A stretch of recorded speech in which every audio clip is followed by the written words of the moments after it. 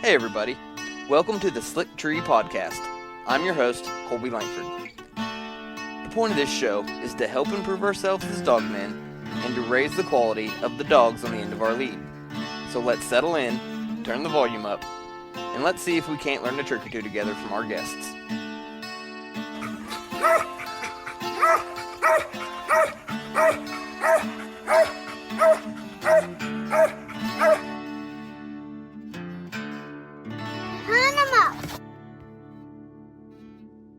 Hey everybody, you are listening to the Slick Tree Podcast. I'm your host, Colby Langford, and today we have got Jeremy Garner with us, which this is just a short little intro, and if anybody has heard it before, which I'm sure a lot of you have, Jeremy here a while back recorded a Tit to Tree episode, and he talks about everything from getting Gyps ready to have litter puppies and everything he does to care for them, goes through his program for getting them ready and for having pups and all the way to weaning them, his worming program, and how he starts them as well. It's a really good episode, and instead of just reinventing the wheel, I got a hold of Jeremy the other day, and I asked him if he'd be all right if we put it on my feed, and he's kind enough to agree to it, and I sure appreciate that, Jeremy. So how are you doing today? Oh yeah, I'm good, man. Got my belly full and sitting here with a good cold drink, ready to do some talking. Yeah, yeah. A little thinking, drinking. Yeah, doing a little thinking, drinking. I'm trying some new stuff that my buddy bought me. It's funny. It's called Whistle Pig, and the the other last week I made a post on one of the groups about the old Ruger 1022s that we all built back in the squirrel haters days, and around 2008, 9, 10. Mm-hmm. And we all used Whistle Pig barrels back then. And tonight I'm sipping on some Whistle Pig whiskey. Nice. Full circle. Yeah, But no, it's that really is a good episode that you recorded. I listen to it every time I start thinking about having litter puppies, or sometimes I'll even have listen to it before, and then I'll have you go into really good detail on like how you worm them, when you worm them, all that kind of stuff. And man, it's a good episode. yeah. I think it's a lot of good. Well, I know it is. There's a lot of good information on there that some folks just don't think about. There's a lot of folks that don't. They've never raised pups because they don't know, and they may decide they want to raise a litter of pups and go scouring the internet for information. Because I enjoy taking pups, from really from birth all the way up to the get started. Then once I get started, I get bored with them. But I like to fool with pups and raise them up, and I've had pretty good success. And after me putting so many videos of 10, 12, 14-week old puppies down in that starting pen, treeing a little bit. And I'm not saying running through the woods, taking a scent and putting a tree to it. I'm just the way I start my pups. When you got a 12-week-old pup, that'll belly up to the tree and just blow the top out of it like a whole dog. People started asking me how in the crap do you get them puppies to do that? So there's little tricks and tips and stuff here. So I decided I was walking around my pasture one day with my cell phone, and there's an app that you can record podcast without any equipment like we have now. So I took about 2 hours and was just hanging around in the back pasture on my cell phone. And I was going through my head step by step what I do, from I think I started. I haven't listened to it in a while, but I think I started a month before the female has pups, and I think I go to 2 weeks, and I tried to be as detail oriented as I could because I knew folks were going to ask me questions about it. So I figured if I put as much information in it as I could, then instead of instead of folks asking me, they can just rewind it and listen to it. And I think it's been 3 years maybe, or 4 years since I did that, and I still I still have people, pretty recently message me and ask me for links to it so they can let, a younger person listen to it, or somebody they know that's never raised a litter of pups and, want to know what to do, or how to care for the female leading up to it. There's a lot more to it than just, you know, waiting on a female to come in heat, getting her bred, and letting her have pups.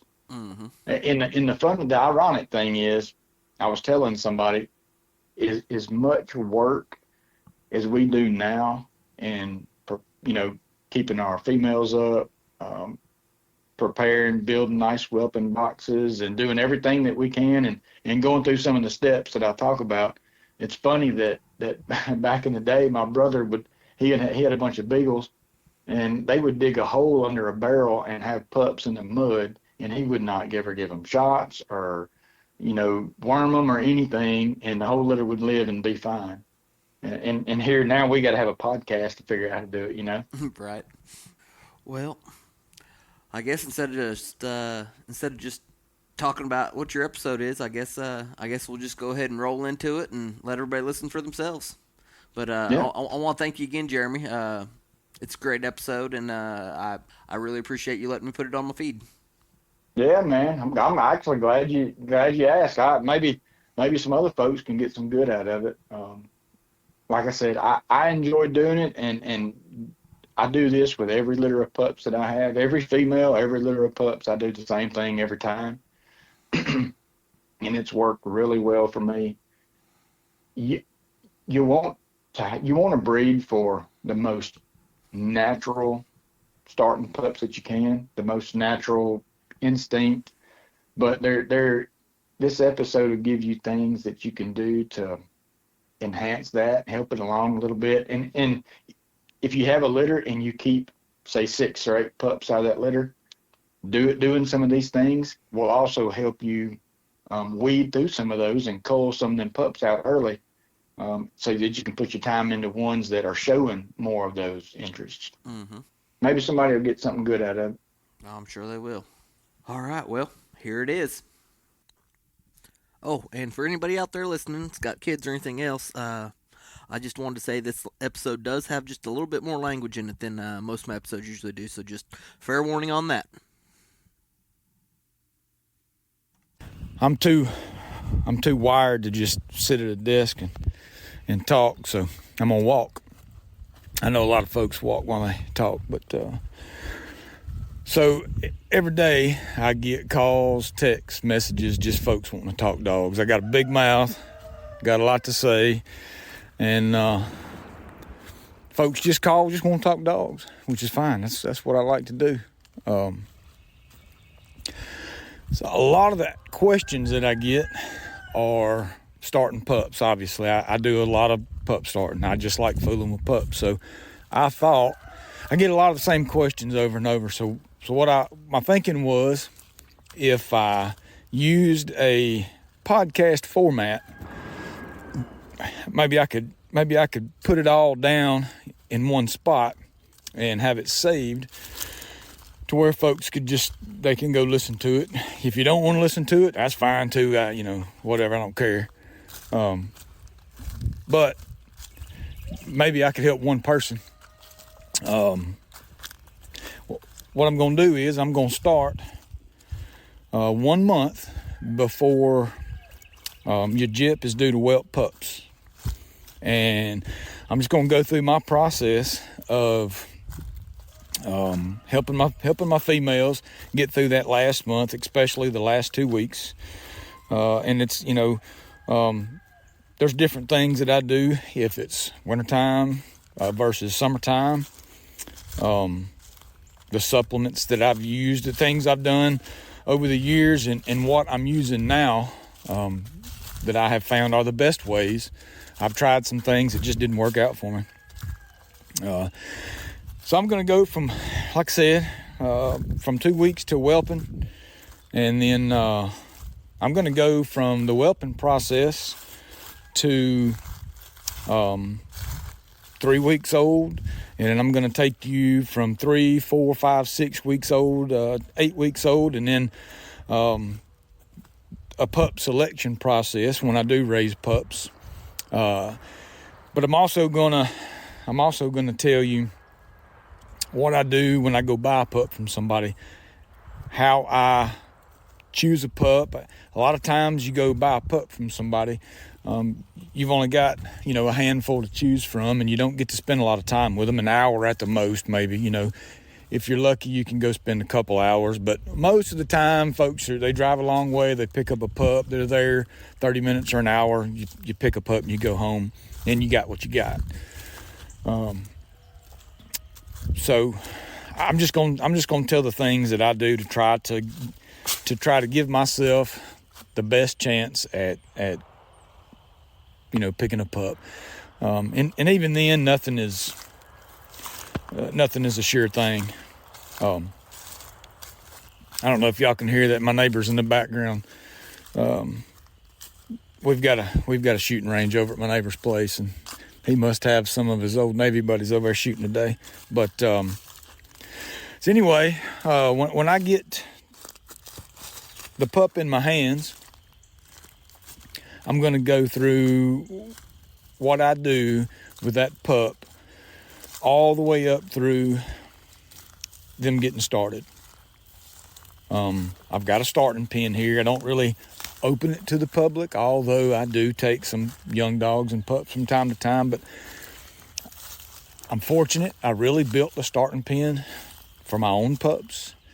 I know I've seen comments, some folks don't like starting pens. They say it's, hurts them more than it helps them. What I've found is used correctly and properly, a starting pen is one of the best tools. So I built my own. And I'm going to go through that. And just, like I said, I'm going to work my way up through and try to answer most of the questions that I get asked, or a lot of the questions that come up in conversation when talking about pups. I don't know everything, so don't take what I say as gospel. If you don't like what I'm saying, turn the thing off, and go listen to, something else. There are a handful of awesome podcasts that I listen to every week. You can go listen to any of those. I'm just gonna see if I can just help one person at least. If not, maybe when I'm old and senile and have drank too much, then I can go back and listen to this. And all right, so I'm going to get started. Raising pups. Some folks enjoy it, some folks don't. I always say that I hate pups. I hate raising pups, and that's mostly true. The part about raising pups I do like is knowing where they come from, that they were. All right, so I'm going to start off with raising pups for myself. I know a lot of y'all probably have seen me comment that I hate raising pups, and for the most part I do. It's a lot of work. It's nasty. For the little bit that I sell pups for, it's just not worth it. But the part I do like is I get to raise my own pups. I know where they're coming from. I know that they've been cared for. I know that they're healthy. I know they've been dewormed properly. I know that they have had all the shots. I'm not saying that when I go buy a pup from somebody else that all that's not been done, but I'm just saying when I raise my own, I 100% know. Also, I get to spend time with them, and it's more helpful to me in picking a pup. So, a month before my Jip is due to whelp pups, I'm going to put her in my whelping pen. I like a bigger whelping pen just because I don't know. I just think if you've got a bigger whelping pen or a bigger whelping area, I think it helps the female settle in a little bit more. I don't know. It may just be me. It may not matter. But so anyway, at a month in, I put my female in my whelper, right? I feed dogs and clean kennels twice a day, 6 a.m. and 6 p.m. if I can. So when my female's in the whelper, I do the same thing. I keep her automatic feeder going all the time, and I keep fresh water every day. I don't use a big 5-gallon bucket for my whelpers. I use a smaller horse pail is what I call it, what we feed our horses in. I use a small horse pail for water, and I clean it every day. I like fresh drinking water every day, and I want my dogs to have fresh water also, especially my females. You want that female as comfortable as possible. I do anyway. And I want her settled down. I want the least amount of stress on my female that I can get. So because prior to this, I've been feeding her twice a day and cleaning kennels twice a day. Once I move her into the whelper, I'm going to continue to do the same routine. That way, that's less stress that I'm adding. I'm already moved her, and some dogs just don't move well. It don't matter if we're talking about mountain curs or if we're talking about hounds, feists. It doesn't matter what we're talking about. Some dogs just don't do well to change. So I'm fresh water, I'm feeding her twice a day, and I'm cleaning her kennel twice a day just like normal. So then we're going to move on up to 2 weeks prior to whelping pups. All right, at 2 weeks before pups, at 2 weeks your female should really be starting to get low in her belly. At 2 weeks, I'm going to change her bedding, whatever I'm using. If I don't really like, for whelping boxes, I don't really like anything with small pieces. I don't like shavings. I normally don't use hay. I just use towels. And what I do is I go to the dollar store. And I'm lying to you. My wife goes to the dollar store because I hate to shop. My wife will go to the dollar store and she'll buy me a dozen of the cheapest bath towels we can get, because your female is going to shred them to pieces. A lot of them will. Most of the ones I've had, they chew on them, or I don't know if they're making them a nest or whatever they're doing. But a lot of times they'll shred them to pieces. So if you go to the dollar store and get cheap ones, it don't matter. You can throw them away. If they make a mess on them, you just take them out and throw them away. You don't even have to wash them. So at 2 weeks, I make sure I've got my bedding down in my whelper portion. And I use, over the years, I've tried a lot of different things. So at 2 weeks, I'm still feeding, I'm still giving fresh water twice a day like normal routine, but I'm keeping her automatic feeder just full all the time. I don't put 25 pounds in at a time, because I don't know,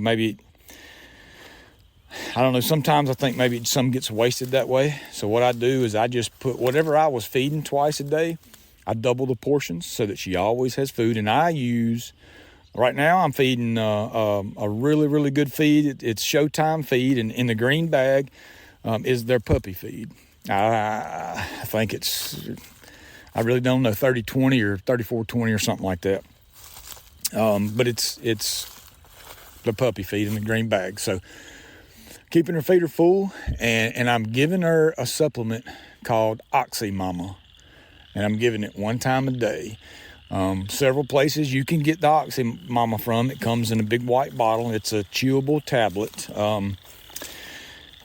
Salvation Dog Supply is semi-local to me, owned by a friend of mine. It's in North Mississippi. Super good dude. You can hit him up on Facebook, or you can get his number off his website. I think you can even order off his website. I just call him up and tell him what I need when I need it. I pay him, he ships it to me. It's usually here in a day or 2, 3 at the most. So anyway, I give the Oxy Mama starting at 2 weeks. one a day. And I just give her that one time a day until the bottle's gone. I don't know, I maybe 60 to a bottle. I can't remember if it's 60 or 90. What I think it's 60 to a bottle. You know what? It may not even be. It may just be 30. But whatever. I give her one a day until the whole bottle's gone. That helps. For one, it's got vitamin B12 and it's got different supplements in it. It helps with the milk production. All right. And that's what you want you want your female as healthy as you can get. The pups are going to get everything they need for the first few weeks of their life from their mama. So if you start off with a sick, weak, underweight, unhealthy female, that's what you're going to get in your pups, right? So, so 2 weeks, like I said, and at the end of 2 weeks, 63 days, 62 days, 63 days, whatever it is. Some whelp a little before, some whelp a little after. I like to see big, fat, healthy pups. I don't like a big litter, but there's nothing you can do about it. So at whelping, what I do is I once I know my female's whelping, I try not to stress her out by constantly going out and opening the whelper, every 20 minutes and checking on her. If I'm going to go out to the whelper and open it up, I'm just going to open it, and I may sit there with her for an hour while she's having the pups. My kids will come out, my wife will come out. Once I shut it up, I try to shut it up for a couple hours. That way, it's just not a lot of stress, because some females, every time they hear you coming out to the kennel, they're going to want to get up, come to the gate, come to the door. And I don't want to do it. I just don't want to doing that the least amount as possible. So now we've got pups on the ground. I change my bedding every day. If it's not really, really nasty, the first day or two is going to be a lot of discharge. It's just going to be nasty, and I'm throwing them away immediately. And then I just change them every day. And if we in our house, we have washing towels, and then we have what we call dog towels. Those are the ones that we put down in front of the door when our house dog comes in and out. If it's raining or muddy, we dry his belly off before he goes and lays down. When I'm changing the bedding, if they're not just totally ripped up and they're not saturated in discharge or whatever, we're going to wash those with dog towels. We don't wash them with anything else. We don't use, in our house, we use unscented, undyed liquid washing detergent. So that's what we wash in. I've never had a problem with, any kind of a dye, on towels or whatever messing with pups. Probably wouldn't, but anyway, I change my bedding every day and just try to keep the kennel as clean as possible. I'm still cleaning the out portion of the kennel twice a day. I'm still making sure my female has got fresh water every day and as much feed as she wants, and I'm still giving her the Oxy Mama. All right. So 3 weeks, at 3 weeks old, 2 weeks old, your pups are going to open their eyes. At 3 weeks old, I've got a mixer, just an old cheap mixer my wife picked up at, Target or Dollar Store or whatever. And I take that Showtime puppy feed and I mix me up a big Tupperware container of powder. I use that mixer and I mix my puppy feed into a fine powder. It may take you 45 minutes to an hour of using the mixer, pouring it in a couple of times, grinding it, dumping it out. But I guarantee it will be worth your time. At 3 weeks old, every morning at 6 a.m., and every evening at 6 p.m., I come home, I get lukewarm water, which just, let's say, room temperature water. All right, and I mix some powder in with that water. I don't put anything else, just the powdered dog food. Room temperature water, and I mix it into a sloppy mush. I want mine at 2 weeks old. I want it like more than a milkshake consistency.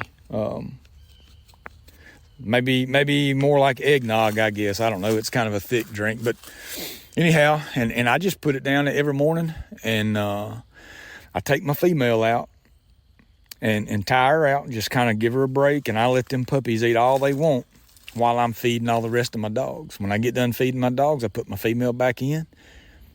Naturally, she's going to go finish up whatever's left. She's going to clean the whole area up. Them puppies are going to wallow in the feed. They're going to lay in the feed. They're going to climb on each other and have feed everywhere, all over each other. She's going to clean those puppies up. No need to do anything. I get home at 6 p.m. I get home from work, and at 6, I go out. I do the same thing. Take my female out. I tie her to the side, give her a little break, take my mush, let my pups eat all they want. I got more time in the afternoon, so I let my pups eat until they're walking around. Matter of fact, usually when they get done eating, they pretty much just go right back into the whelping portion, which is where they're most comfortable. Put my female back in, repeat the same process. And I do this at 3 weeks. I start at 3 weeks old. They're still nursing on their mother. By the time my pups get 5 weeks old, I start, my consistency in my powder is a little thicker. Still the same thing, still twice a day. At 5 weeks old, I start taking my female out in the morning, putting her in her own kennel, fresh food, fresh water, and I let them pups eat all they can. They go back in the whelper, and I leave my female out all day. Come back in, I do the same thing. 6 p.m., I feed my pups. Let them eat all they want. They go back in. Before I go to bed, I get my female. I put her back in the pen with the pups, and they'll nurse her down, right? Because her teats will be full of milk. From fresh water, good feed, and oxy, mama, she's going to be full of milk. Well, that's what you want. So I put her back in the evenings, and I let them pull her down. And then I repeat every morning. At 6 weeks, of course, I keep my pups a lot longer than a lot of folks, but at 6 weeks old, I will pull my female out completely. I start feeding whole puppy feed, but I just lightly add a little bit of lukewarm water. That way it's still whole pieces of dog food, but it's soft. And my female is out, and I'll leave her out for 2 or 3 days. If I see that she is bagging up too much, I'll put her back in and let them draw her down. By 6 weeks old, their little teeth are so deadgum sharp that she's not really going to be wanting them to nurse much. But sometimes a female just gets so much milk, which is a good thing. But I want them to draw her down every couple of days, and I'll do that just 2 or 3 times, just depending on my female. Sometimes I have seen a female have so much milk that if you don't let them draw down every couple of days until she starts drying up, a female will get mastitis, just from so much milk in their mammary glands. The mammary glands will get real hard like bricks. But I mean, you can go to the vet and they can give them something it clears it right up, and you can take rags soaked in hot water and lay on her and give her some comfort. But I've only had that happen. I've only had it happen to me one time. I've seen it with many others, but I learned my lesson the first go round with just taking my female off and not letting her be nursed at all. So now we have 6 to 8 week old pups. They are completely weaned off the female. Your female is back in her kennel drying up. She's ready to be away from the pups. And now you've got a mess on your hands because these pups are eating, crapping machines, right? This is where the part of raising pups comes when I say that I hate pups. I hate raising pups because they're nasty and they eat a ton of food. But it's just a process you have to go through. So at 8 weeks old, I'm making sure that my pups have food all day. I'm still using green bag Showtime, and I just keep a feeder. I use an automatic feeder, although I don't put 25 pounds in it at a time. You know, like I said, whatever I'm feeding them, I guess I'm using a big, I don't know, just like a big cup that you get at the gas station. Big fountain, maybe a large fountain drink cup or whatever.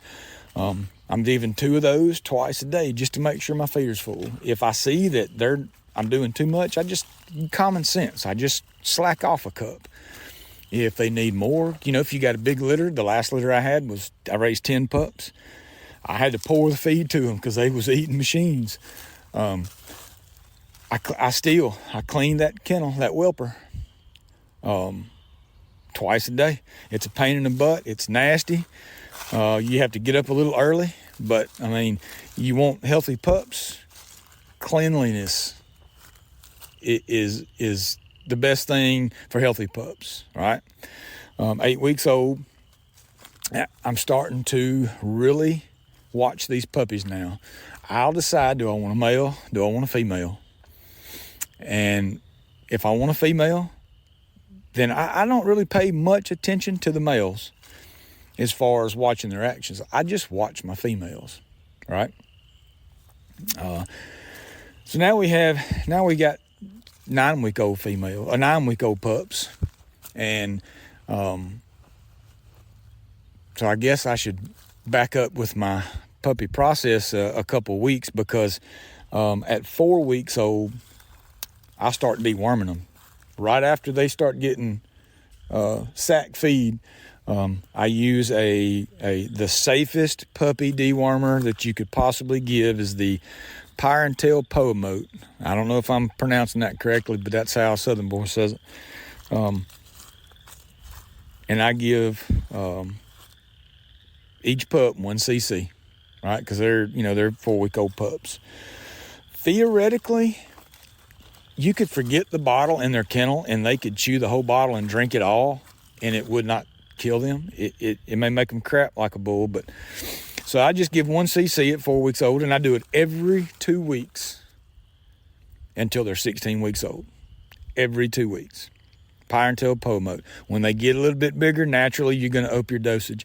You can look at the dosage per your pup. I can't tell you how much to give for your pup because I don't know. I don't know if we're talking about hound pups, cur pups, or feist pups.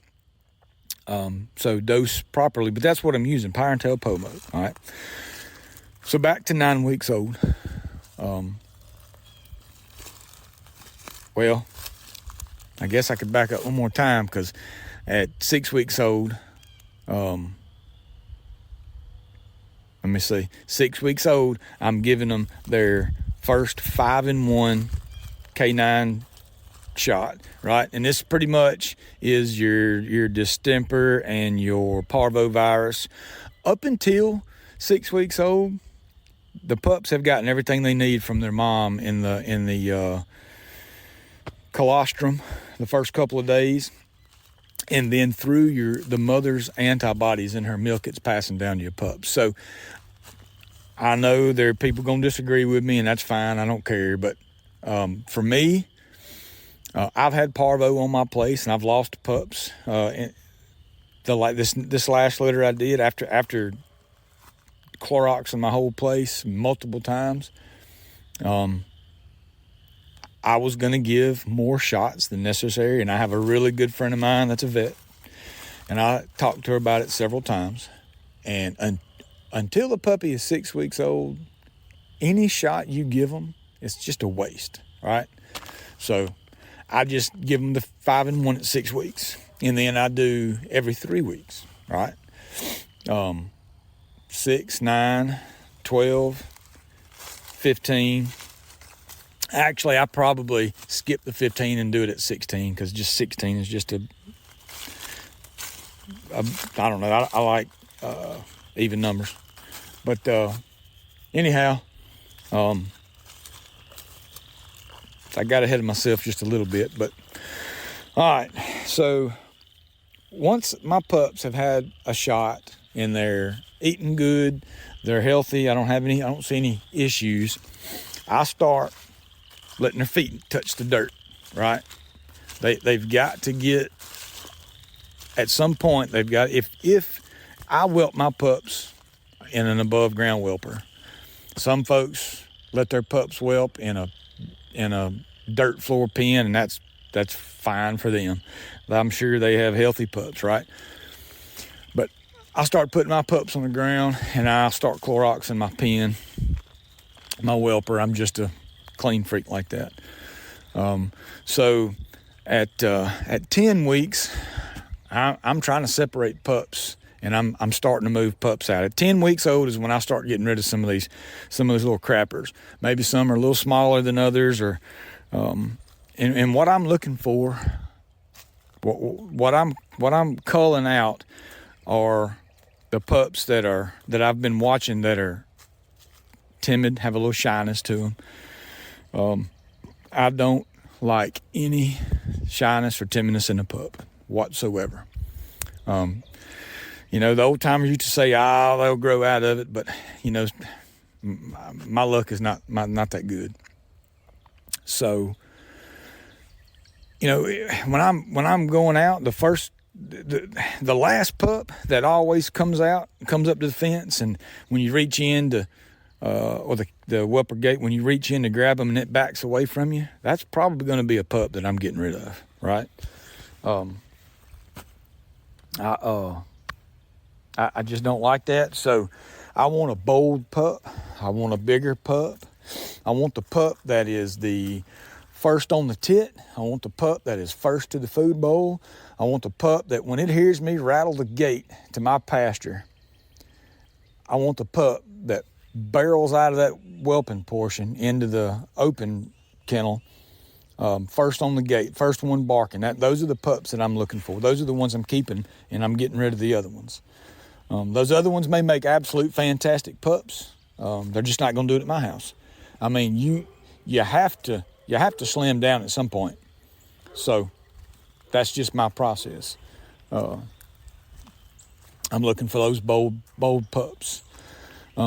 Me, personally, if I have any pup in this time that is sickly, I just cull it.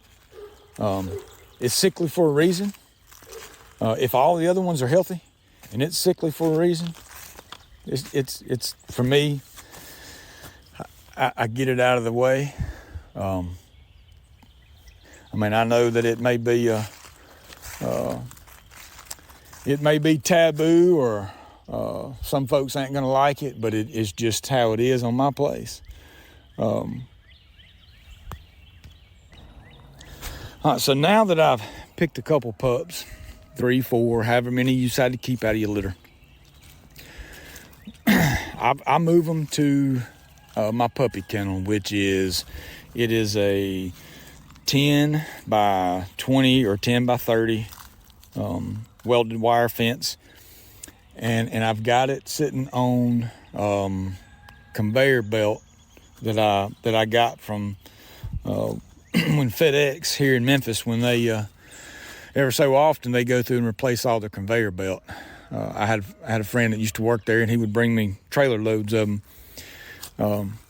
It doesn't absorb any pee, any crap. It's super easy to spray off. It is just fantastic for pups because they're nasty anyway. So just say I've got 4 pups. I've got them in a 10 by 20. I'm still cleaning twice a day, every morning, and I'm washing them down every night. I'm still feeding them every morning and every evening, making sure they have fresh water every single day. It is so easy. You're going to clean the kennel anyway. Just dump the bucket over, rinse it out, dump it. As you're washing the kennel, fill your bucket back up. There is absolutely no reason you should not ever keep your dogs in fresh water. I mean, pisses me off to go to somebody's house and walk up to their dog kennels and the water buckets be green, black, and half full. I mean, it's so easy to keep them in fresh water. So anyway, I got them in this big puppy kennel, and I'm watching them. And so when they get 12 weeks old, I move them to my I move them to my starting pen. I have 8-foot chain link fence. I've got, in some of it, I've got 2 foot of chain link woven into the bottom portion of my fence, covered in dirt. Some of it is welded wire woven into the bottom of it. Nothing can dig out, nothing can dig in. So I feel safe putting my pups in my starting pen at 12 weeks. And that's where they stay. And I still do the same routine. My starting pen is so far from my barn that I don't have running water out here yet. So I carry water every day. I mean, it's the right thing to do. I bring them fresh water.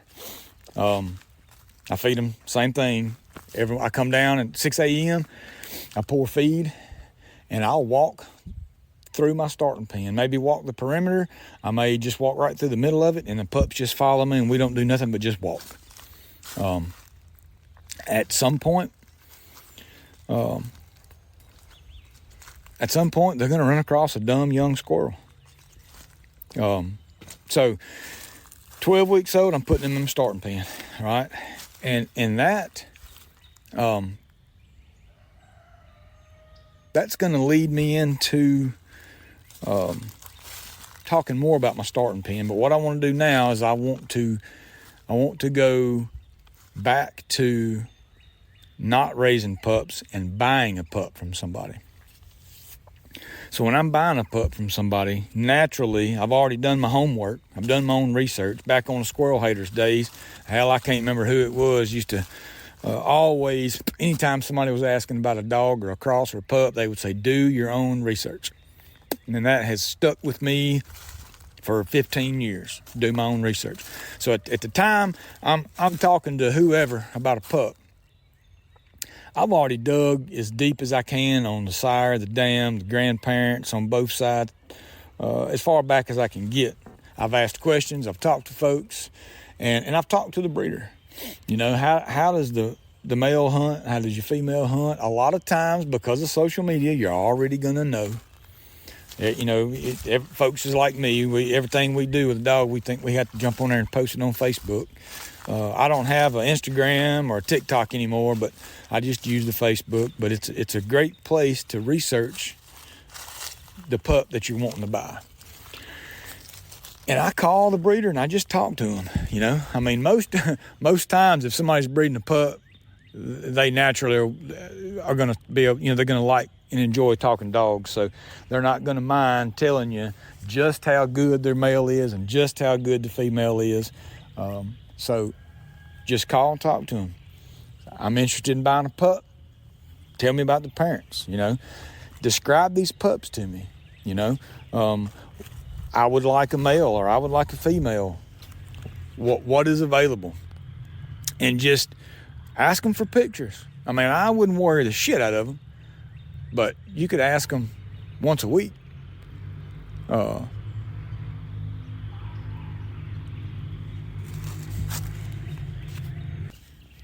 right, sorry about that. There was a bunch of kids on four-wheelers cutting through the cornfields behind the house. They wasn't supposed to be out there, so I had to stop recording and see if I could get them run out of there. But so anyway, I wouldn't worry the piss out of them, but maybe once a week. Hey man, how's them pups coming along? Just wanted to check on them. Let you know I'm still interested in getting a pup. So when the pups are 6 weeks old or whatever, they may be six. They may want them leaving at 6 weeks. They may want to keep them to their 8 weeks. I prefer to let them keep my pup until 8 weeks old. Although I've had to get some at 5 and 6 weeks old. Over the years, I've learned that those extra 2 weeks with their siblings, it makes a big difference in bringing your pup home. So when it's time for me to load up and go down and if I get the chance to pick a pup, sometimes, it may only be one pup there and you don't have a choice. You just have to pick that pup, and it is what it is. I like to be able to go look at all the pups, see them. I just, let them out of the kennel, ask them to just let them out, let them run around. And I'm looking for those bold pups. Same thing I'm looking for when I'm raising them. I'm looking for a pup that if I clap my hands or stomp my foot and you got two pups that flinch and run, those aren't two that I want to look at. I want the ones that are chewing on my britches legs and trying to climb up my legs. All right, so I'm picking out my pup. As I said, I'm still looking for the bold pups. Nobody wants an ugly pup, so naturally I'm looking for the first thing that you see when you see a pup is their looks. I like a bigger pup. I like a houndier pup. Even if we're talking about a cur and we're talking about a hound, I've seen some hounds that are just not houndy looking pups. And when I say houndy looking, I mean a low hanging ear set, the broad head, the longer body, big feet, squared chest, just a big droopy looking pup. That's the very first thing that I look for. If I'm choosing from three pups, right? And one pup is houndy looking and the other pups are good looking pups, just not as houndy. As long as that houndy pup is not shy or timid, that's the one I'm bringing home, right? So right then I'm choosing a pup that I like something about. So I'm giving myself a 50% better chance at having something. That still don't mean that it's going to be anything. But like I said, at this point where you're at, you have to pick one, right? So that's how I pick. I'm looking for bold, houndy looking, big, outgoing pups. All right, so now that I've got my pup picked out, I'm headed home with it. The very first thing that I'm going to do is take 100 damn pictures of it and post them on social media, because that's just what I do. Then I'm going to take it home and I'm going to do the exact same thing that I've done with the pups that I raised for myself. So if this pup is 8 weeks old, I'm going to deworm it every 2 weeks, and I'm going to give it a shot every 3 weeks. Then I'm going to give it that one at 16 weeks old. At 12 weeks old, I'm going to put it down in my starting pen. If it's the only pup I have in my starting pen, I'm going to get up in the mornings and take it out of my puppy kennel at the house, and I'm going to walk it down the starting pen, feed it fresh water, and leave it in my starting pen all day. Since it's the only one in there, I just take them out at night while they're so young, put them back in the kennel, let them settle down. I'm going to feed them. And I'm just going to repeat that until they're a little older. All right, so here's where I'm going to kind of get into more of the training part of it, right? So no matter if I've got one pup or 6 pups, they're in my 10 by 20 puppy kennel, all right? Feeding them twice a day. And I've got the big aluminum insulated dog houses. Every day that I go in, I pick up my feeder and I set it on top of the dog house and I pour my feed into it on top of my dog house. And naturally, pups are jumping up on me, jumping up on side of the dog house. And you've watched some of my videos, maybe you haven't, but I speak calmly to these pups. I don't get a high-pitched voice, and I don't pet and rub and give them a bunch of out of girl, sick 'em girl, get on them girls or boys or whatever. I just calmly talk to my pups when they put their feet up on the side of that doghouse, smelling in the air, smelling that dog food. They've been eating the dog food their whole life. They know what it is. They know what the smell is. Nothing has changed about what they're eating. when I place it up there and they put their little paws on the side of that box and go to smelling, I just tell them, good boy, good girl, whichever. All right. I'm going to try to just say I'm just going to use a female pup maybe for the rest of this deal. So anyway, she puts her feet up on the doghouse. I tell her good girl, and I'll reach and give her 2 or 3 little old kibbles in my hand and let her eat. And then I just get back out of the way, right? Naturally, she's going to eat them up. She's going to smell around looking for more. If she goes back and puts her feet back on the side of that and stretches out again, I'm going to give her a couple more. And I'm going to do that every time I go down and feed.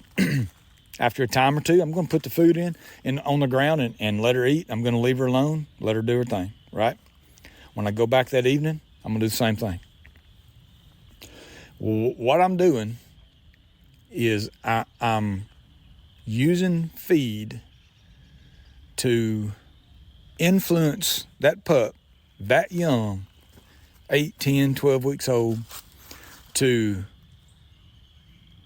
look up for something, to smell up for what they want, right? By the time they get 12 weeks old, I've already done this a week or so, and if they start barking, wonderful.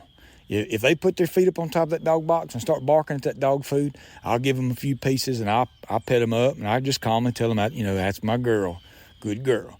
You don't have to get super fired up and excited and high-pitched talking and all that stuff like a lot of folks do, because that is a distraction to that pup. I don't want that pup focused on my high-pitched voice and me petting and rubbing and patting on the doghouse. I want them focused in their attention on the dog food, smelling the dog food, getting the dog food, right? So by the time they hit my starting pen, I have, I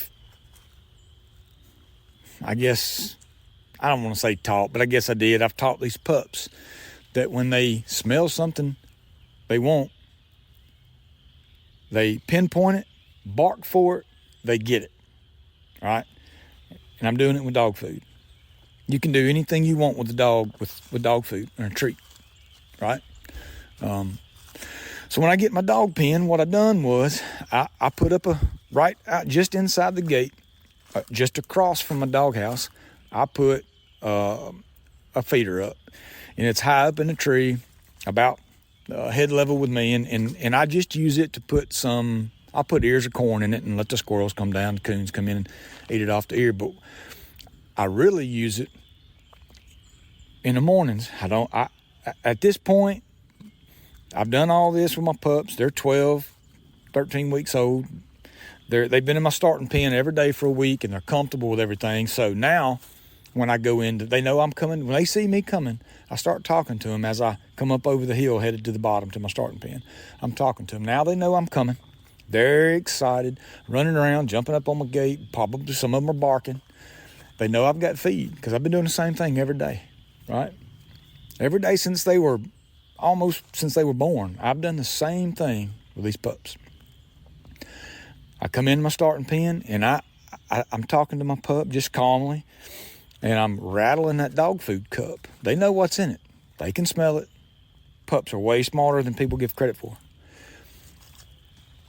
I set this cup inside the feeder, and I take just 1 or 2, maybe 3 little old kibbles, and I rub it on not the base of the tree, but I rub it up about head height of the tree, of my pup on the tree. I just rub the dog food, and then I drop it on the ground. Naturally, the pup's going to gobble it up. They're going to smell all over the tree. They're going to put their feet on the tree, and they're going to look up knowing that the rest of that dog food is above their head. And they may not start off barking at it, but I'm going to do it every day until they bark. And when they bark, I'm going to praise them. And I'm going to give them a handful of kibble. If they bark, if their feet are on that tree or they're standing at the base of the tree and they bark up at their dog food, I'm going to give them more than just a kibble. I'm going to give them a handful and let them know, hey, that's what I want. That's what I'm coming for. And I only do this in the mornings. When they get to this point in this age, I don't want to overdo it. So I'm just doing this in the morning times. And I know if you've watched any of my puppy videos in the last 4 or 5 years, you've seen me doing this, right? Just in the mornings. In the evenings, I just come down, I pour their feed, we make a little round, and I let them eat, and then I come down before bedtime, put them in the kennel. But, like I said, at this point, they are barking up on a tree at their feed, right?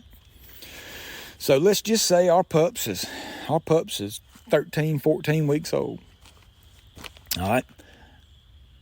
I keep a fresh coon hide. In Mississippi, we have a very lengthy coon season. So I almost always am able to get a fresh coon hide. I don't like using bottled scents because how do we really know that scent is what a coon smells like to a dog? I know that fresh coon that I took the night before smells just like what a coon's supposed to smell to a dog. So I just use a fresh coon hide. I don't start out using the whole coon because it's big and it's scary looking to some pups. So I just cut a big portion of the hide off along with the tail. So when I go down to feed, I've got my cup of feed in the morning and I've got this fresh coon hide, right? So now these pups, or my pup, for a week or so, has been barking up a tree at their food. They know that their food is in that thing when I set it up there. And they know they're supposed to bark, they get feed, right? So now I put my food I put the food above their head, and now I'm rubbing this coon hide on this tree. And I'm sitting it up with their dog food. If they put their feet on the tree and bark like they have been for a week or so, I drop the coon hide to them first, and then I give them some kibble. All right? So now I have associated my pup with putting their feet on a tree, barking treed for their food that now smells like a fresh coon, right? Pups are super smart. It's not going to take them long to associate that smell with their food. All right. And I do this every couple of days, every 3 days. Whenever I have a fresh coon hide, the very next morning, when I come home from hunting, I skin some of it with a tail, and that I grab my feed, I go down the next morning, and I'm going to repeat myself. I go in the gate talking to my pup like normal. I've been doing this same thing for weeks with my pup. I've been walking down the gate talking to them for weeks. They know what I'm coming with. They know I'm coming with food. Now I'm coming with a little something extra that they like. I'm putting my food up in my whelper, and I'm hanging I'm putting my coon scent on the tree, and I'm hanging my coon up above their head. And they're putting feet on the tree, and they're barking. I'm dropping the coon hide to them, and I'm giving them a little feed. And then I let them play with the coon hide. While they're playing with the coon hide, I pour their feed into their regular food bowl. I'm putting their fresh water in, and then I take the coon hide away, and I go to work. This pup is going to lay around all day long waiting on me to come home, hoping that I got a coon hide, right? So in my mind, which sometimes is a little woozy, especially if I've been doing a little thinking drinking, in my mind, I have taught or shown that pup that they really, really, really want that coon hide that smells like a damn coon, that they know when they smell that smell, they also get food, right? I don't know if you want to call it imprinting or whatever the actual word for it is, but in my mind, they have learned that scent means food, and if it's above their head, they bark, they get it. We're talking 12, 14-week-old pups here, right? It's just, to me, it's just a little extra something that I do with pups. I mean, you don't have to do it. A lot of people don't. Some people don't even mess with a pup until they're, they don't even do nothing until they're 16 weeks old. A pup may be 5 or 6 months old, and you see them on Facebook. Can't get my pup to bark up. Any suggestions? What do I do? Well, if you hadn't left it in the kennel this long, not all pups are going to start this early. I don't consider what I'm doing being a started pup. Now we're up at 16 weeks old. I don't consider this a started pup at all. What I consider at 16 weeks after this whole process, my pup is now ready to go hunting, right?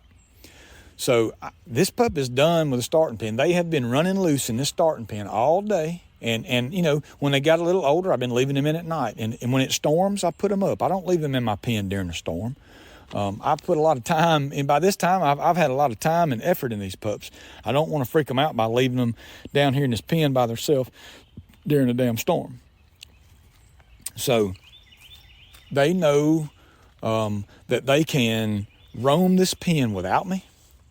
They are chewing on sticks. They're seeing bugs and birds. They're watching birds eat on my feeders. They're watching squirrels come down. They may even be barking at some of these squirrels. They may even be actual treeing some of these squirrels. I'm at work, I don't know. Sometimes I see my pups down here barking at squirrels and treeing, and I'll come take a video of them. They may be 14, 15, 16 weeks old, and I put some videos of them. I still don't consider that a started dog, right? They're just pups. They are doing they're doing what they're supposed to do. They were born to do it. They're doing it naturally. I'm not really, I hate to say teaching. I'm not really teaching them to do that because they're born with it. It's just, that's their natural ability that I am helping them develop maybe a little younger than they normally would. Let's just call it that, right? So at this point, my pup is 16 weeks old, and she's done with the starting pen, right? I can clean my bedding out, take my feeders up, pull my water bucket upside down, and she's in the kennel with the big dogs, right? And now she's in the regular routine with my big dogs, with the exception of I get up early. Depending on the time of year, I like a spring pup. Every spring, I like to have a pup to work with, spring and summer. So now it's springtime. The squirrels and the coons and the deer and the birds have eaten up all the mass that has fallen, or most of it. What's left is half rotten, half eaten. So they're looking they're coming down, they're looking for food, right? So I leave my feeders going inside my starting pen, but I don't hunt in my starting pen. I'm now hunting my pup around my starting pen, right? Wild woods, wild squirrels, nothing that they can lay around and watch sneak down a tree and bark at by sight. That's something that I can't help. While they're in that pen and I'm at work, I can't help that they sight tree. That's going to happen. That's why they no longer go in there. They know that they can bark up by scent. So I start out with these pups at 16 weeks old. It's, some of them, sometimes there's an exception, and I'll start doing this a little earlier, but on the whole, at 16 weeks old, every morning I come down, I feed all my dogs, and I let my pup out of her kennel. And we go to the woods. We walk straight out behind my house. Between me and my neighbors, we have 100 acres, and a lot of it's bottomland, hardwoods, a lot of sweet gum trees, no pines, maybe some cedars, but mostly hardwood and sweet gum and cypress. And I'm walking my pup every morning, and we're just making a 15-minute round because I still have to go to work. I'm in my work clothes. Even if it's a light drizzle, throw my raincoat on, me and that pup, I've got a little old circle that we're making it. Even if there's nothing out and about, we still have a better chance early in the morning in the springtime at catching something on the ground. We may catch a early morning coon headed up to a den up all day. So I'm walking this pup every morning, right?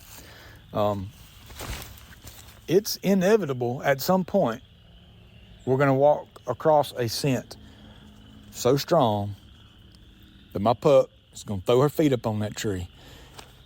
And from her experience of everything that me and her has been doing together, she's going to know when she throws her feet on that tree and smells something above her head. I'm hoping, let me say that she knows to bark. She's going to get praise. Now, in her mind, maybe she's thinking, even if it's a squirrel or a coon, it's still scent. Maybe in her mind, she's thinking, hey, there's scent above my head.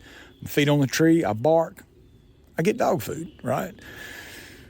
At some point, there's no more dog food. It's just praise, all right? But the whole time I'm telling you, as I'm walking down the hill towards my starting pen, I'm talking to my pup, just calmly talking, right? That is me praising my pup. I'm giving the pup my attention. So when I stop with the dog food and the pup trees in the wild, she's still getting her prize. It's just in the form of my affection and my praise. Again, I don't get all high-pitched and squeaky-voiced and petting up and petting on the tree. None of that's required. And I've not yet showed the pup any kind of caged game because there's no point in it. You don't need it. There was a time in my life that I thought I had to use cage game, and it did more for me than it did my pups. Really, it got me excited listening to my pup tree, but I mean, it's just not necessary for me. You want to use it, I'm all for it. I'm all about letting a man do whatever he wants to with his own dog. It don't affect me any. So anyway, I'm making rounds, and once I think if I'm going for a coon dog, once I think my pup is comfortable enough walking around in the woods with me, maybe she's treed a time or two, then I start taking her out at night. And I leave my bright walking light on the entire time we're walking. And we just make a 15-minute trip, 30-minute trip. As she gets a little older, then I'll make it a 30-minute to 45-minute trip, leaving my light on. Hoping some pups by this time may tree a little. Some may not be treeing. Doing it at night, it brings a whole nother aspect for a pup because they're just not. That's not something that you've been doing. But I don't do that for a reason. For one, during the day, the pup can see me. They can see everything. They're a lot more comfortable. And I'm still I've got trails on this 100-acre block. I'm walking fence lines, I'm walking field lines, and I'm walking through the woods, letting my pup do whatever. It is the only thing I don't let him do. I don't let him chew and roll on anything dead. You don't have to spank them and whoop them or nothing like that. I just go, hey, all you got to do is get their attention and say, come on, let's go. Just make them get away from it. Super simple. All right. I do not allow a pup to walk behind me or sit in the woods. If they do either, we go back to the kennel instantly. Wherever we're at, we fast walk straight back to the kennel. And I don't praise them for anything. I want them to know that if we're in the woods and they do either one of them two things, they know they're going to have to get locked up. No pup wants to stay locked up. They want to be out roaming around. So it don't take a smart pup long to learn. I'm not going to sit down and I'm not going to walk behind this man so that I don't have to go to my kennel. All right. So now my pup is ready for the next step, which is loading in my dog box on my wheeler and going to the cornfields. So far, we've just been walking from the kennel. They've not been introduced to a wheeler. I don't want to introduce my pups too early. Most pups, young pups, you put them in a wheeler, They're going to be drooling. They're going to get sick. They're going to crap. They're going to throw up, and they're not going to have a good time at all. So I'm fortunate that I've got all this land right here that I can just leave my house walking, that I don't have to haul them anywhere to be able to hunt them. But when I am ready to haul them, I don't throw them in the truck. I put them on my wheeler. The bottom that I live in a big bottom behind my house. The farmers behind me and the canal, the whole bottom is roughly 5,000 acres. It is majority row crops, corn and beans. It has a big canal that the government dug years ago to get all the water off these fields when it rains. And there are drainages between each field that run into the canal. So each field drains into a big drain, and those go to the canal. Water gets out. All right. On either side of these drains, there are 20 to 40 yards on either side of hardwoods, just like your river bottoms, right? You got the same thing. You got cottonwoods and hardwoods and sweet gums, and then you'll have a field on both sides of it, and it's just 5,000 acres of that, probably a little more than 5,000 acres. So at this point, I'm putting my pup in the dog box of my wheeler because I can leave my driveway, cross the road, go through the trails, and I can be in these fields in about 7 minutes. And then I can get my pup out. So I'm not making no 30, 40-minute drive or a 20-minute ride with my pup sick in the box. And the pups still may drool some. They still may get uneasy. But I'm trying to make it quick. And at this point, I like my pups to be on field edges. I don't want them to be deep in the woods. I want field edges, and I'm going to tell you why. When I load my pup, we go to the cornfields behind my house. The first fields that I come to are actually hay fields. The farmers, some of the farmers back there that are growing the corn and beans, they also have cattle, so they have their own hay fields that they fertilize. And also I go to those hay fields, and especially if they're cut, it's real clean. There's no briars, and it's nice for a pup to be able to run. So I load my pup up. We go straight to the fields. It gives them some in the box time, but not a lot of in the box time. And I get them out, and I just let them run around. Maybe let their stomach settle. Just let them. Let the pup settle itself. And then what I do is I just walk them down the field edge, right? Now, there's way more opportunity for them to get on our intended game in the woods, in the creeks, in the drains. But I use these field edges, all right? Day, night, whatever we're doing. At this point, I'm just hunting my pup at night if we're coon hunting. So what I'm using these field edges for, whether I'm in the hayfield or I'm in a cornfield, I'm using the field edges. And some of you are going to know what I'm going to say. And if you deal with a lot of pups and you watch a lot of pups, you walk them through thick hardwoods. A lot of times they're just not going to get far away from you. They're going to hang around your feet 20, 30 yards. And they're just going to walk where you walk, or they're going to walk ahead of you. They're just going to zigzag maybe through the woods but because they have no direction.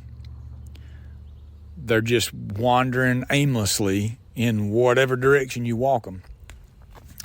All right.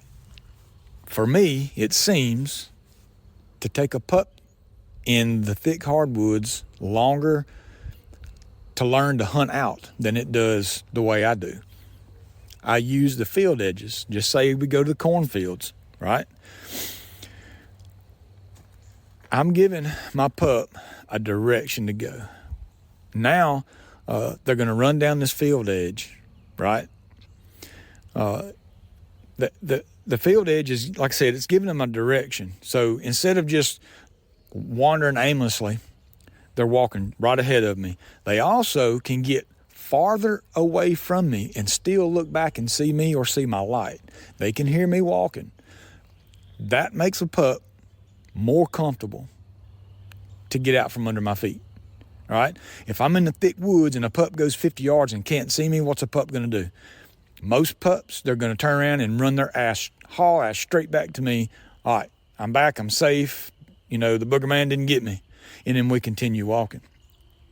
I go out to these field edges. That pup may be 100 yards down the field and can turn around and see my light and go, oh, heck, he's right there. I see him, no big deal. So when my pups are running away from me, I stand. I stop walking and I just stand still. I don't speak, talk. I just let my pup run. When they stop and turn around and look at me, I continue walking. And what I'm doing is, I want my pup to see that I'm coming to them. So when they go ahead of me and turn around and look, in their minds, now this is just, I don't know what a pup's thinking, but hell, I'm trying to, I'm trying to think like a pup. If I'm walking and moving, the pup can see me. They can see me swinging my arms and getting closer to them. They turn around and look at me. They think, oh, well, he's coming. I can continue on. And they turn around and start running again. Well, I stop. And before you know it, your pup's 150, 175 yards ahead of you. And then they may stop, turn around and come back to you. But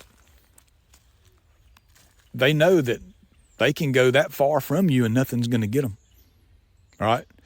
Because at some point you're going to catch up and you're going to be there and they're going to be safe. That's what I use the field edges for. I'm giving my pup a direction to go in a safe line of sight to me. I'm their protector as a pup. They're looking at me as their protector, right? That, in my mind, the pup's more at ease. And when a pup is not scared and they're settled, they're at ease, and they're having a good time, having fun, they're more apt to do better, right? If they're out there and they're scared, they're freaked out, they can't see you, they can't find you, they're not looking for any scent, they're not trying to smell scent, all they're trying to do is find Daddy, all right? So I'm trying to eliminate that. And having the field edges really gives me I don't know what the word I'm looking for. It really helps me get ahead of that, right? And then, I just do that every night. I don't take my pups every single night. I may take them, just say I go out one night and they get on a track and they work that track 80 yards, 90 yards. If they do good and they're having a good time, I'll take them the next night, right? If we go the next night and don't get on nothing happens, I'll give them a night off. I don't want to continue to take my pup to the woods and nothing happen, them not get on nothing and not have no fun because they're going to get bored. They're not going to want to go. I'm going to be bored. I'm not going to want to go, right? So on full moon nights, you're hunting a pup. What's the point in going right at dark? If you're hunting a hound pup, the coons are not going to be moving right at dark. Anybody that has coon hunted for a length of time knows. Odds are, right at dark, coons are not going to be moving. Squirrels are still going to be feeding in that full moon. They're going to feed on up into the night. So if you take your pup early, because you want to get into bed earlier or whatever, then your pup's going to have more chances of getting on squirrel scent than coon scent. And that's not what you're after, right? So we're after a coon track. A hot coon is what we're looking for. I'm fortunate. I got all these cornfields behind the house, and in my area, I'm overloaded with coons. So my pups have a lot more chance of running up on that hot coon. And It only takes, it just takes that one right track, whether it's squirrel or coon, that one right track. They may work 10 tracks, and they can smell them, they work them, they just can't figure them out, they don't know what to do. It just takes that one. When they work that one track and get it to a tree and bark, and you're able to get that coon to them, that's it. They everything that you've done up to this point is going to click in their head, and their little switch is going to flip and go, holy shit, the whole entire time, this is what we've been working for. Now, this is not going to apply to every single daggone pup out there. So, it ain't, it ain't the gospel. All right, this is just my experiences. But it's just that one squirrel, that one coon.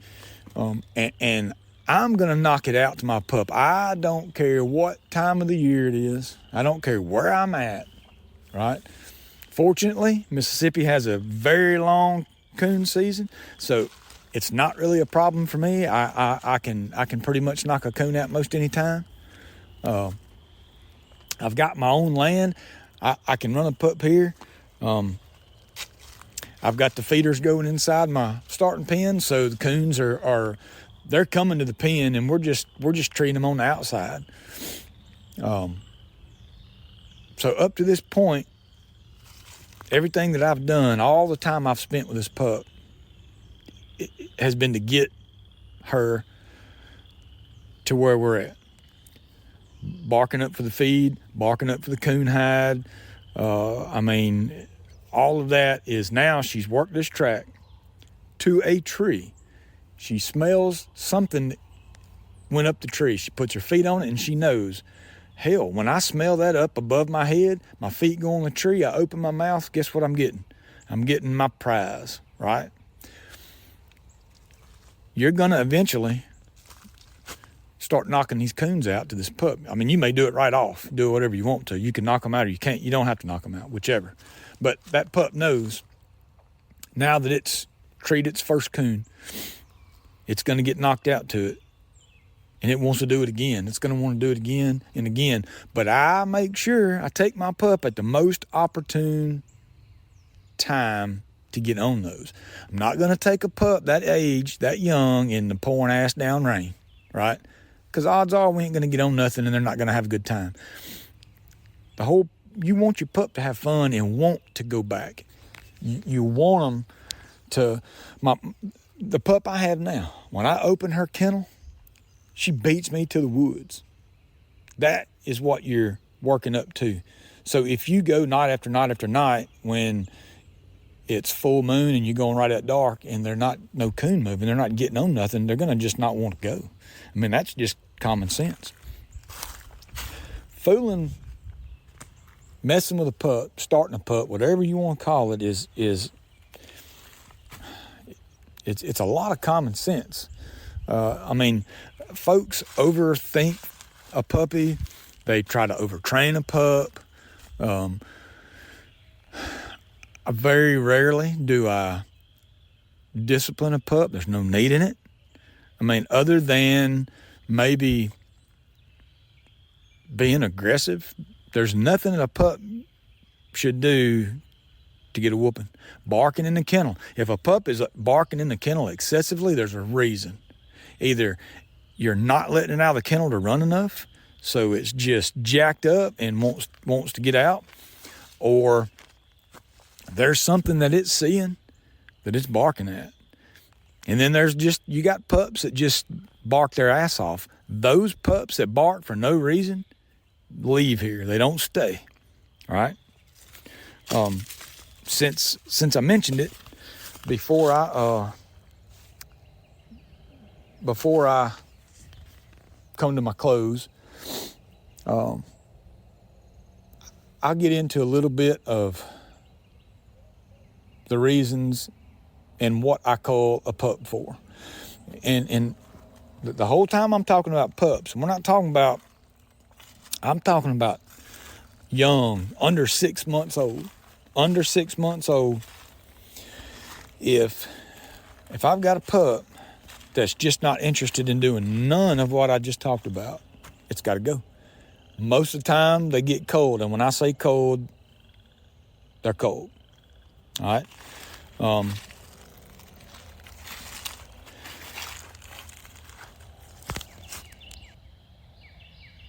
Number one reason that I cold pup is shyness or timidness, whatever you want to call it, being scared. I do not like a timid, shy pup.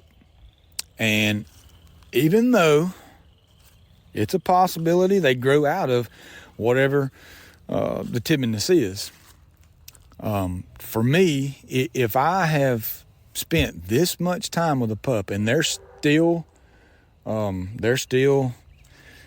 shy or skittish or timid, when I go out there, and like now you can hear one of my dogs barking. When I go over there and holler and tell that dog to shut up, and my pup runs and hides in the dog box, I don't like that. To me, it's a timidness, right?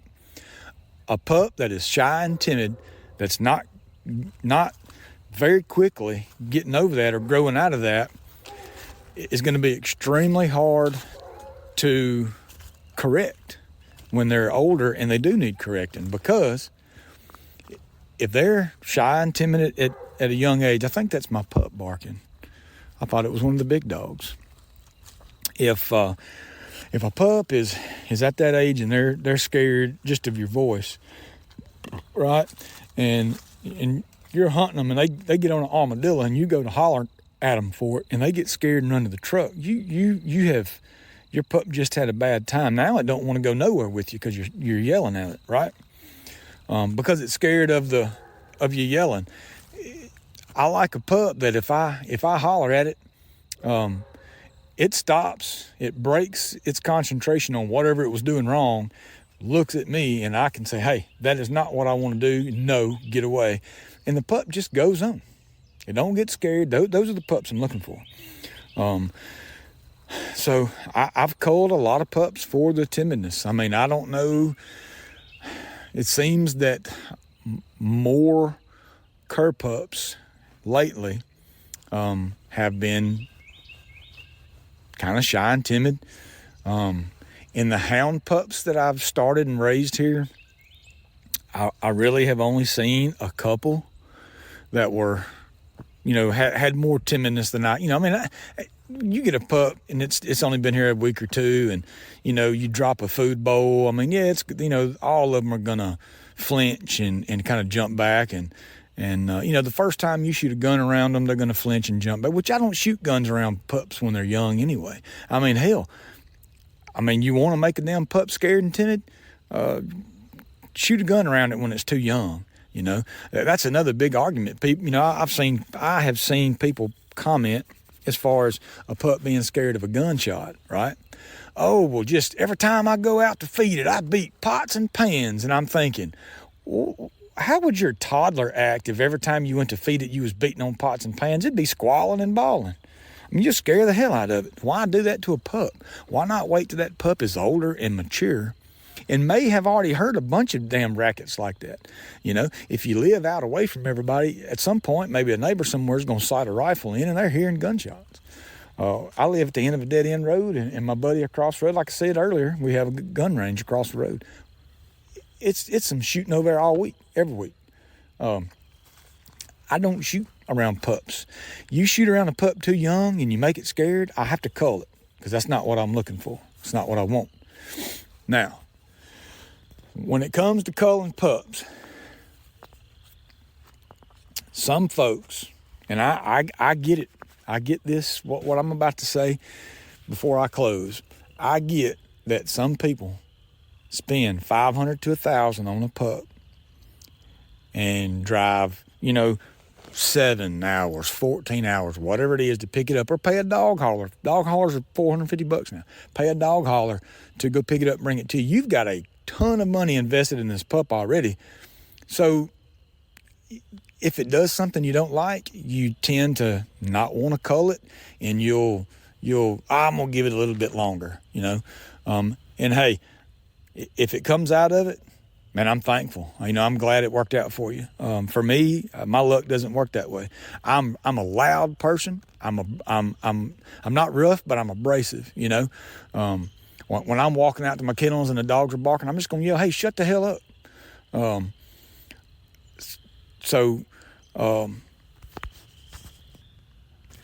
What I'm trying to say, folks, is it is okay to not settle, all right? I'm not going to settle for less. I know there are great pups out there, and I've had some pretty good success being the way that I am. And I mean, yes, I go through pups, and I hate it for I hate it for the breeders that I get a pup from. I really do. You buy a pup from somebody, you know, whether you give them your word or not, they think you're going to go home and you're going to hunt that pup and it's going to be your best friend and it's going to make a world champion. And that don't happen often, right? Most of the time it's the opposite, right? I mean, so don't settle for anything less than what you want, right? If you want a great pup and a great dog, you have to cull those good ones. If you start early, that gives you time to get another one, right? And maybe sometimes you cull one and the next guy gets it and he loves it and it makes a world champion. I mean, that's just the breaks that you get. But for me, once I decide I don't like that pup, it has to leave, because I always in the back of my mind, I'm thinking it's just not going to make, or I don't like it. So I don't put everything that I have into the pup. So I just don't settle. I don't think other folks should just settle because they got a lot of money in a pup, or, oh, my kids like the pup. I mean, I get it. I got kids too, and my kids have come up with pups. Oh, this is my pup, Dad. This is going to be mine, At the end of the day, if that pup is a cull or that pup ain't going to work out, it's just not going to work out. I don't want my kids to think that they have to settle for anything in life. I'm not going to, even when it comes to a pup, and I explain that to my kids. So, don't let that be an excuse. I mean, I know that sucks. I mean, I know it sucks for me to say that your kids get attached to a pup.